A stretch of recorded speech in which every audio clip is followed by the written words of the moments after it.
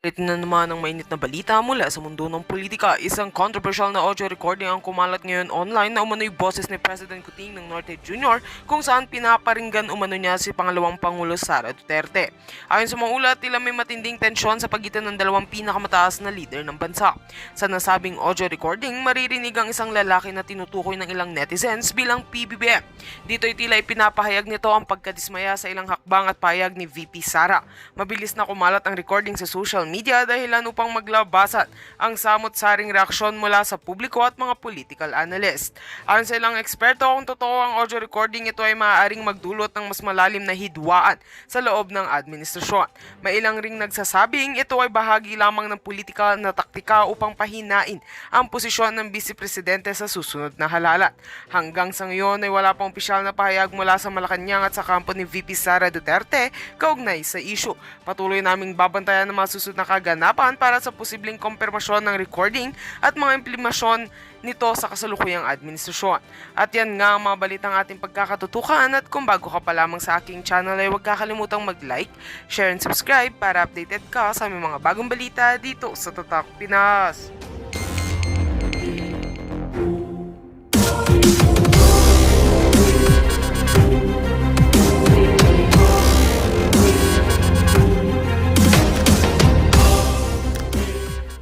Magandang araw sa inyong lahat, mga banateros. Eto na naman, pag-usapan na ho natin itong plano ho ng gobyernong ito. Grabe. Alam mo mga kababayan, yung mga nangyayaring mga bali-balita ngayon, mga persecution na ginagawa sa mga supporter ni Pangulong Duterte at ni VP Sara Duterte, ay kitang-kita naman po natin. Alam mo, itong mga nakaraang araw, ako po ay mismo na witness ko po na talagang ini-endorse ni Yorme yung mga kandidato ni Pangulong Duterte, at ngayong kahapon nga in-endorse daw ng ni VP Sara Duterte etong si Yorme, at anong nangyari ngayon ay ginigipit etong si Yorme, at ganun din sa isa pang mayor na tumatakbo, si Malapitan po, dahil sumuporta po din siya sa ilang mga senador ni Pangulong Duterte. Ngayon naman ay pinapatawag na rin po sila ng COMELEC. Alam nyo mga kababayan, yung mga yan ay parte ho yan ng grand plan. Ano po ba itong grand plan? Ito pong grand plan na ito ay lumabas po ito mismo sa sa dyaryo, sa pahayagan. Manila Times, lumabas po. Ipapakita ko sa inyo ito. Ayan po yun, no? Nilabas po yan ng Manila Times. Leak paper lays out political poll attack plan. Ika nga. Ibig sabihin po mga kababayan, talagang merong plano, at matindi ho ito, Hindi ho ito biro, kasi yung plano hong ito ay talagang sinimulan nila mula sa ICC, yung pag-uusig kay Pastor Kibuloy, ang KOJC, nandyan po lahat. Nakalatag po talaga. So masasabi nating ito ay malaking kuntsabahan, ika nga, ng Malacanang. Ginagamit po nila ang kanilang kapangyarihan sa pamamagitan ng mga pulis. Itong mga pulis po mismo ang inutusan doon nila para gipitin itong mga kaalyado ni Pangulong Duterte. Grabe ho, nung binabasa ko ito, ang lupit ho ng mga nakita ho natin. At iyan ho, ipapaliwanag ko sa inyo. Ito po yung tinatawag nilang Oplan Katok. Hindi. May katok ho yun pero hindi ho Oplan Katok ho yan. Gago! Hindi, ano po yung tinatawag nilang Oplan. Wait, matay. Kasi para sigurado tayo, Oplan Horus. Ano kaya yung Horus na yan? Horoscope kaya yan? Hindi. Oplan Horus ang tawag nila dyan. Yan po, ang konteksto po nito ay habang si PBBM ay patuloy na humaharap sa mga batikos mula sa Duterte's camp, kailangan daw, sabi dito, kailangan gumawa ng decisive action to protect PBBM. Naku po, patay tayo dyan. Yung protect nila, abante. Umaabante ho. Ang tawag nila dito ay Oplan Horus. Nako, ano kaya ho ito? Ito po yung sulat na ito ay nag-leak po ito Sinulat po ito sa mga asama po yan sa meeting ho ng Election Final Campaign Sprint Action Plan ng Lakas CMD. So, ito ang sabi, ang mga na-achieve na. Significantly weaken Duterte's political force. Ayun lang, bulag sila. Ha? Bakit ho kanyo? Hindi naman ho totoo yan. Na humina na ang political force. Maaaring nakidnap nila ang Pangulong Duterte pero hindi ibig sabihin ay humina na ang political force ng Pangulong Duterte. Hindi ho katotohanan yan. At ang isa pa daw achievement ay confidence in preventing Duterte's recovery ahead of 2028 election. Tingnan nyo na, grabe. Mantakin mo mga kababayan, talagang planado ho nila. Sabi nga, kalkulado nila. Ang target nila 2028. Babagsakin ng mga Duterte, pahinain ng mga Duterte, at ang achievement nila ngayon ay hindi na makarecover ang mga Duterte. Yun lang, akala nila maloloko nila taong bayan. Ito pa. Ano ba yung defensive measure taken? Ito daw, nako po, malupit ito Ito yung defensive taken. Sabihin yung ginawa nila. Form core campaign team, si Martin, si ang presidente, si Tamayo, congressman, mga congressman, si Toti, congressman AG. Naku, may mga pinangalanang hindi ko alam ang build alliance across parties. Ibig sabihin, magagawa sila ng maraming party. Ay, hindi pala. Sorry naman. Ibig sabihin pala, alliance with party, yung mga political parties. Ang role ng PFP, yung political party ni BBM, aligned with Lakas, NUP, Nationalista at NPC. Nakita naman po natin, nag-unite po yan ngayong 2025 election. Ibig pong sabihin talagang merong katotohanan ho itong mga issue na ho ito. Ano pa? Ito. Endorse VIP candidate. Naku, may mga VIP candidate sila. Ayan, nakasulat na dyan. Tulfo, Lacson, Pacquiao, Revilla, Lapid, Binay. Naku, secure campaign funds. Naku po, patay tayo dyan. Ano ibig sabihin na secure? Secure ba ibig sabihin magtago? Naku, hindi natin alam ano ba ibig sabihin na secure? Magnakaw? Ano ba ibig sabihin yan? Ibig sabihin ay pondo, mag-ipon para sa campaign funds. Magkano? 8 billion. Kita nyo na?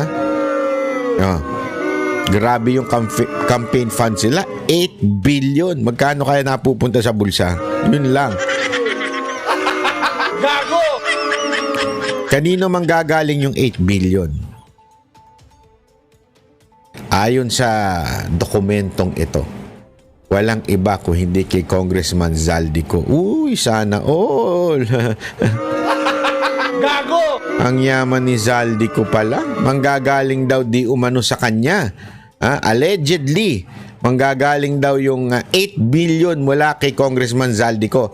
Ayon sa dokumento na nilik ng Manila Times. Okay? Galing po yan sa Manila Times. Hindi po galing sa akin yan, Binabasa lamang po natin. Okay?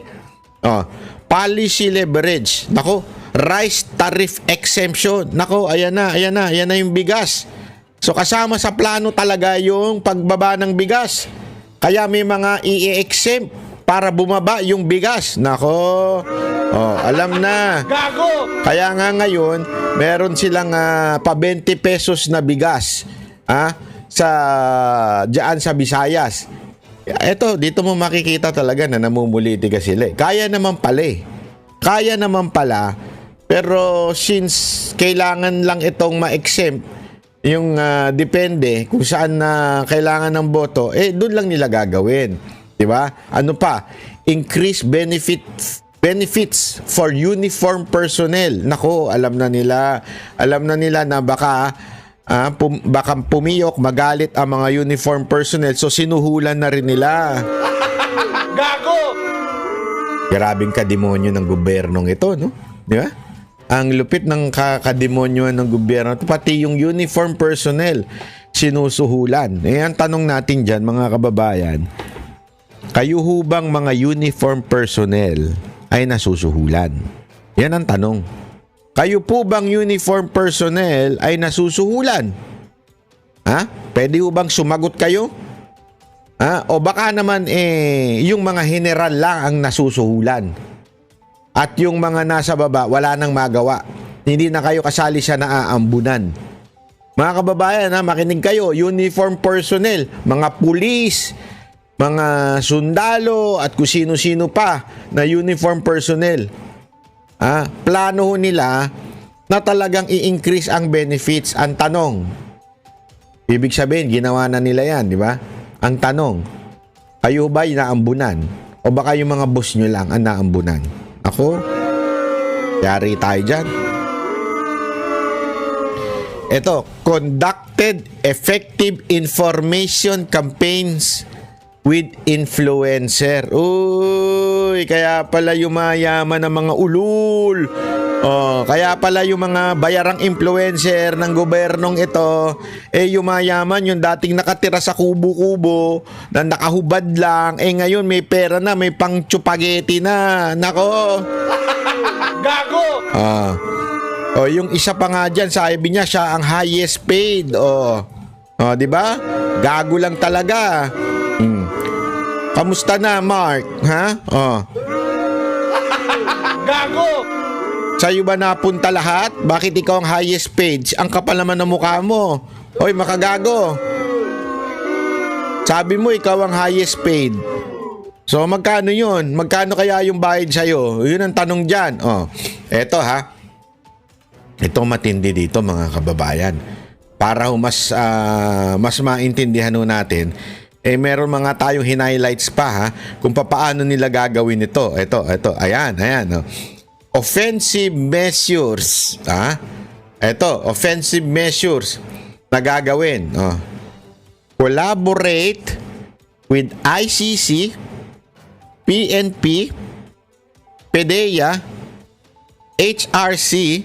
Naku, ito ba yung Human Rights Commission? Pati pala yun, nakikipagkuntsabahan na. Senator Trillanes, yun, kaya pala ngayon tinatarget na si Magalong.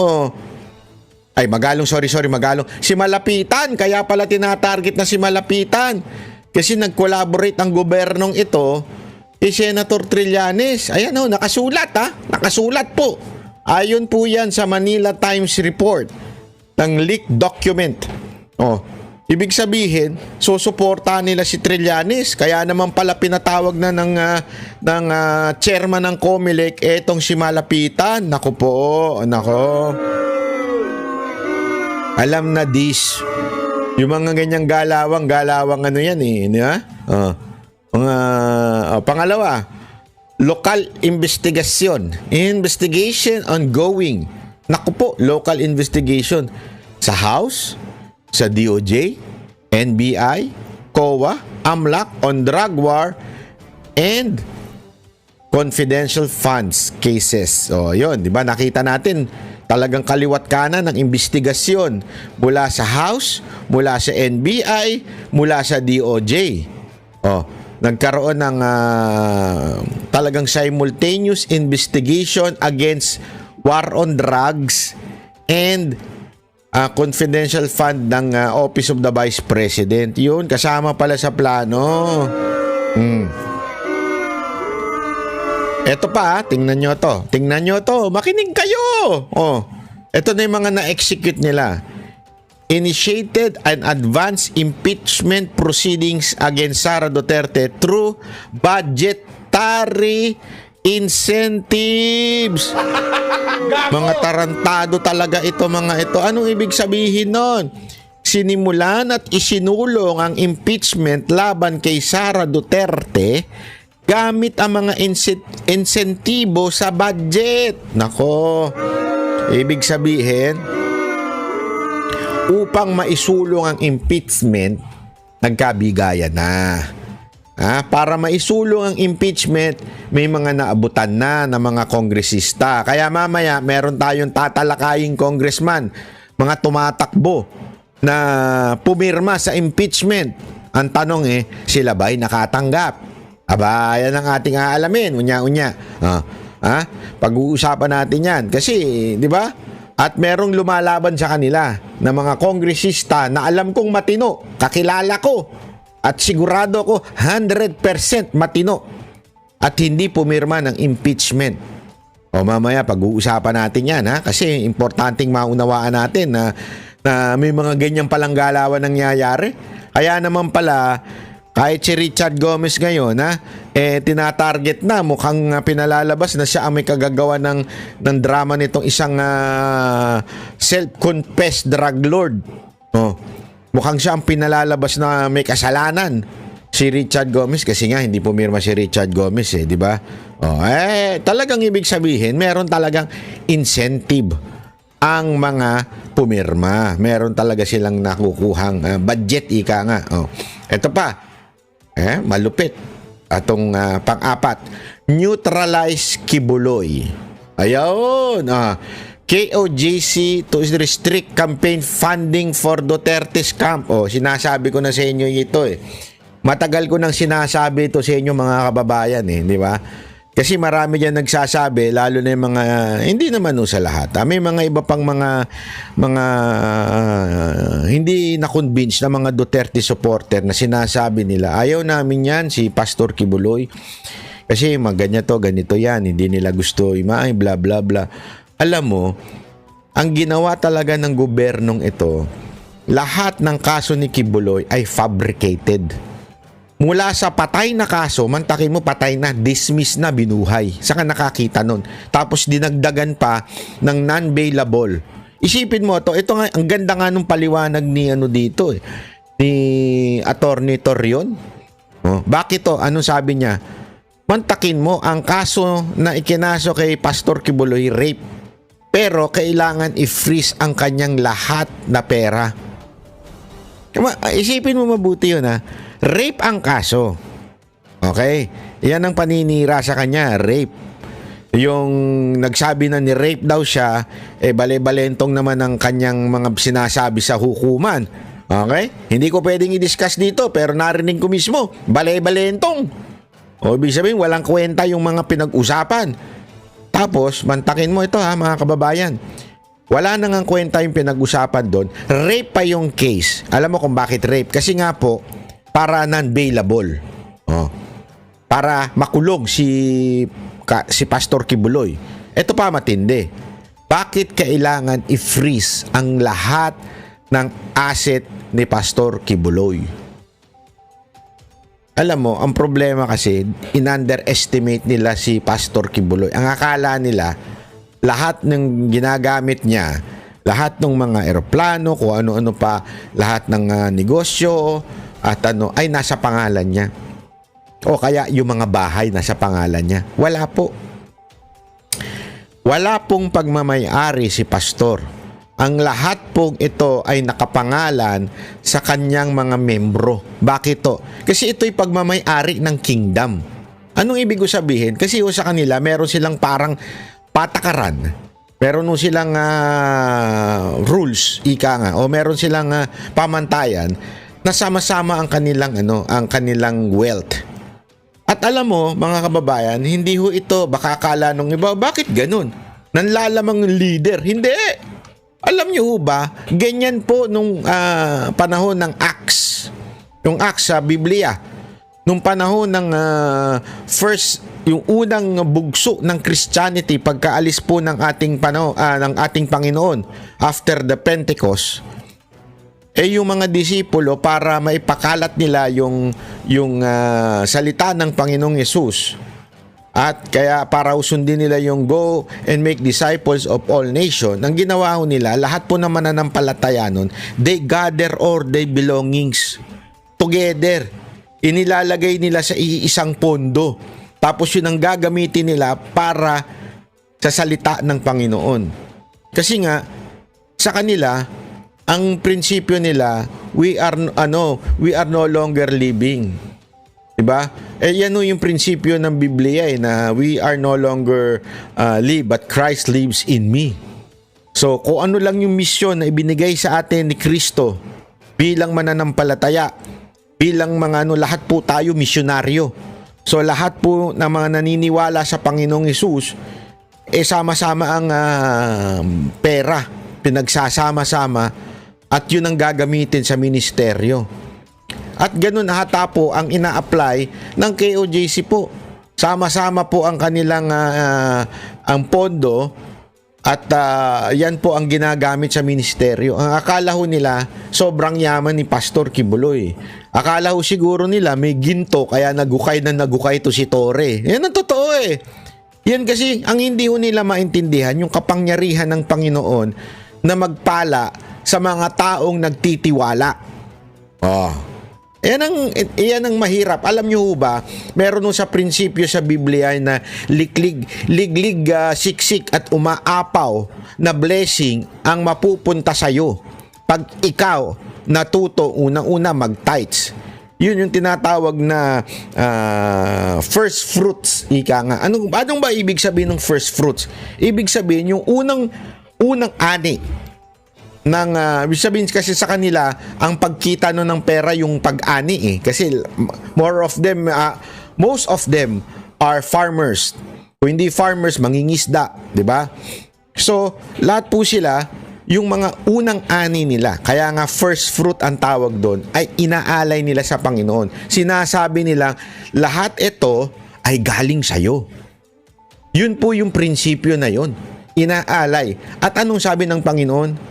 Pagpapalain ka, siksik, liglig, umaapaw. Yun yung nasa Biblia. Kaya nga to the point na umaapaw daw yung storehouse sa sobrang dami ng blessing ng Panginoon. Ganun po ang nangyari sa KOJC. Since they trusted the ministry, umaapaw ang blessing. Kaya kung titingnan ninyo yung kingdom, ay grabe po yung kanilang magagandang lugar, yung mga sasakyan na ginagamit pang ministeryo. Hindi lamang po ito sa Pilipinas, kahit po sa iba't ibang dako ng mundo ay meron sila, pinagpala po. Kasi nga ho, meron silang prinsipyo na yung God's economic way. Ibig sabihin yung papaano yung tinuturo sa Biblia. Ganun yung kanilang ina-apply. Ang akala nila kay pastor yun. Ano nangyari? Pinilit nilang i-freeze yung kayamanan ni pastor. Wala nga sa pangalan niya. Maaring siya lang ang gumagamit ng iba, pero sa katotohanan, ginagamit talaga yung pang ministeryo. Nagdi-decide yan yung board of directors nila. Ang problema, wala. Ang akala kasi nila, magagamit lamang yan ng ang meron pa nga ho silang meron pa akong nakitang vlogger nila. Meron isang vlogger na parang tanga yung sungal-ngal yung muka. Yung bibig parang hinampas ng paddle.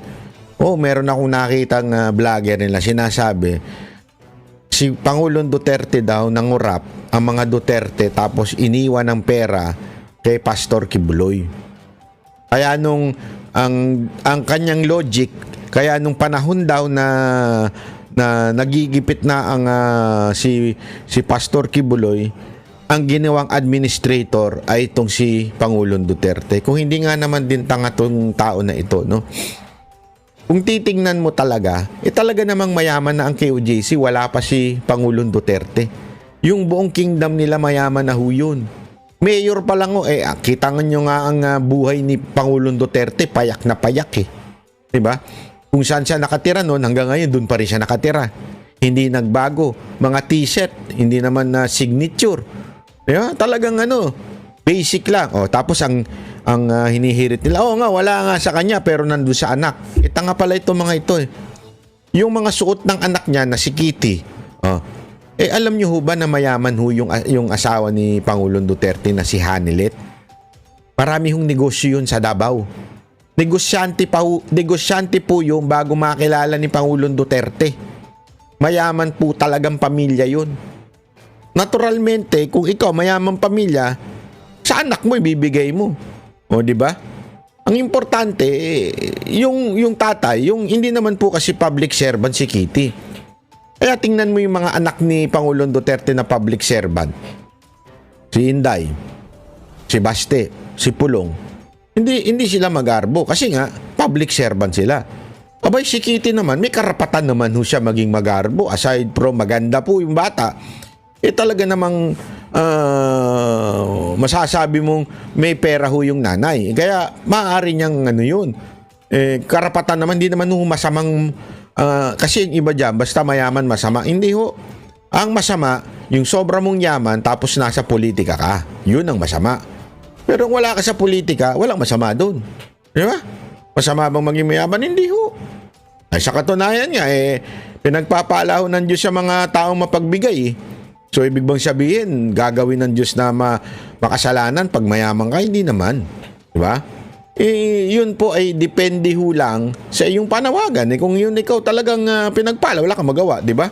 Pinagpala ka ito. Upcoming strategies. Ha? Ito pa pala, yung after nung pang-apat na neutralize Kibuloy. So dito makikita ninyo, kaya puro ng kaso si Pastor Kibuloy ay dahil akala nila malilimitahan ang pagtulong ni Pastor sa mga kandidato. Ngayon mga kababayan, kaliwat kanan, nationwide ang ginagawa ng KOJC pangangampanya. Hindi lamang po kay Pastor, kung hindi po sa buong PDP o Duterte slate. Alam nyo, kasi kami, alam nyo naman, nangangampanya kami kay Pastor Kibuloy. Di ba? Alam nyo yan. Kasi siyempre, taga-SMNA kami. Tsaka talagang naniwala kami sa kanya. Talagang nakita namin, pinakita ho ni Pastor sa amin ng lahat na ginawa ng kanyang community ng KOJC. Kaya naman kami kumbinsido na ikampanya si Pastor Kibuloy. Pero alam mo ba, ang laging bilin sa amin, wag lang si Pastor ang ikampanya nyo. Nagbigay ng salita si Pastor kay Pangulong Duterte at kay BP Sara Duterte na ikakampanya ang Duterte, ang buong Duterte. At ngayon, kasama na po dyan yung dalawa, si Gringo at saka si Kerubin, di ba?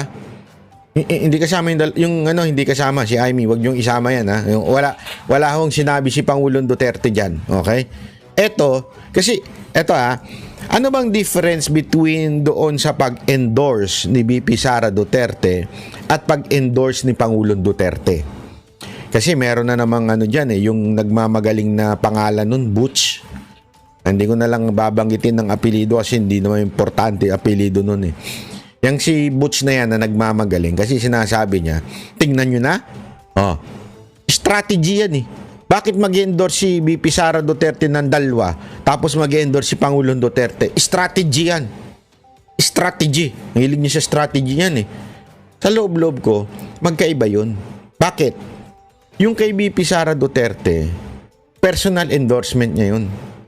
Wala siyang sinabing, iboto natin ang Duterte at isama natin tong dalawa. Walang ganon. Malinaw na malinaw yun.